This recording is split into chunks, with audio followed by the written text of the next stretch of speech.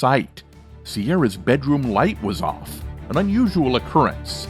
Sierra would never be out so late without letting anyone know, so why was Sierra's light off, and where could she be? It was a quiet Tuesday, July 19th, 2016, in rural Fulton County, west of Toledo. Sierah Joughin, a 20-year-old student at the University of Toledo, spent the afternoon cycling with her boyfriend of 7 years, Josh Kolasinski.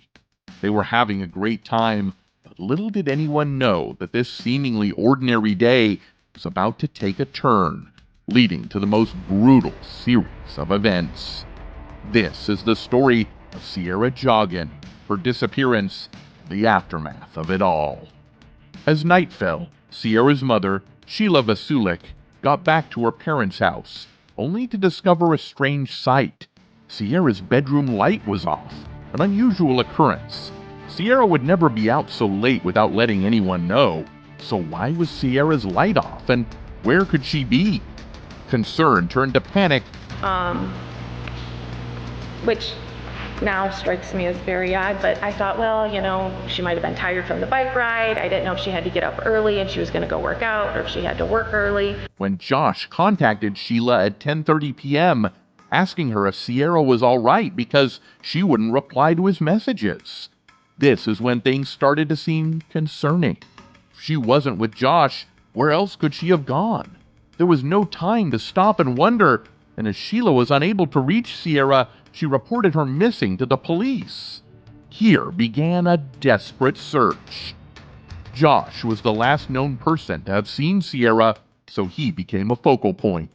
A Snapchat video he shared unveiled a smiling Sierra on her purple bike, and the two seemed to be enjoying themselves, having a good time. Authorities were confused. Should they be suspicious of Josh? How did a pleasant evening lead to a distressing disappearance? Josh recounted their bike ride and the moment Sierra decided to cycle home alone. But why did she choose to go solo, and what went down after they kissed each other goodbye? I gave her a kiss and said what? There's a deeper level to this, where people started to wonder if Sierra had orchestrated the entire plan. But everybody was united on one mission. They wanted to find her alive. Officers armed with the Snapchat video dived into tracking Sierra's Fitbit and phone. Simultaneously, they scoured County Road 6, where the last traces of Sierra were seen, and that's where they had their very first breakthrough. Sierra's bike was right there, with blood on the handlebars, sunglasses, and a cryptic array of items in a cornfield. What had Sierra endured for this kind of struggle to occur? Was she even alive at this point? Hope was diminishing with every passing moment that Sierra was not found. Members of the Fulton County Sheriff's Office, along with investigators from the Bureau of Criminal Investigation, testified to finding a cornfield Sierra was abducted from, showing the jury blood-stained evidence they collected like Sierra's sock and bike. Their investigation led them to a man named James Worley, and his demeanor was more than just suspicious. He claimed to have lost his items in the cornfield that the police found Sierra's bike in, but guess what? He named the exact same items that the police had found: his helmet, a screwdriver, fuses, and a pair of sunglasses. His involvement sparks a sinister sequence of events. Now, if you think it can't get any worse, it did.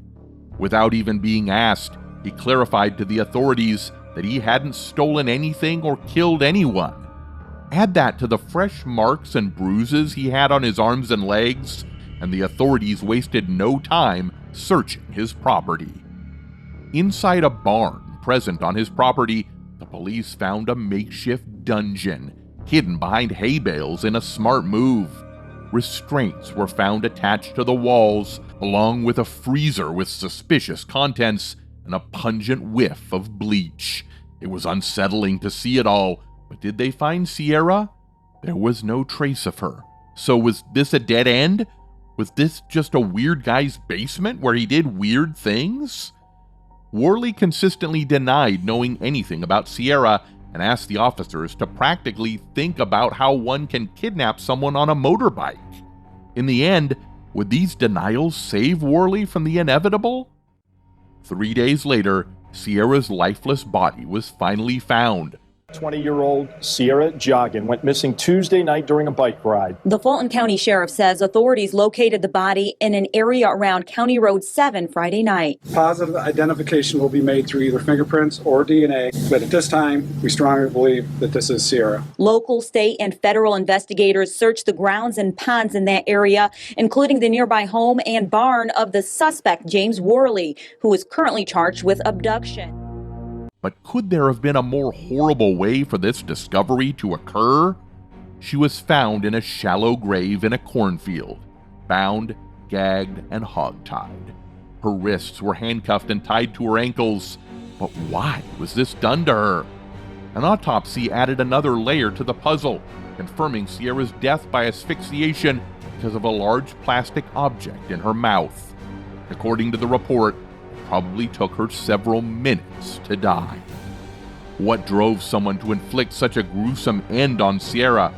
And was there more to this tragedy than met the eye?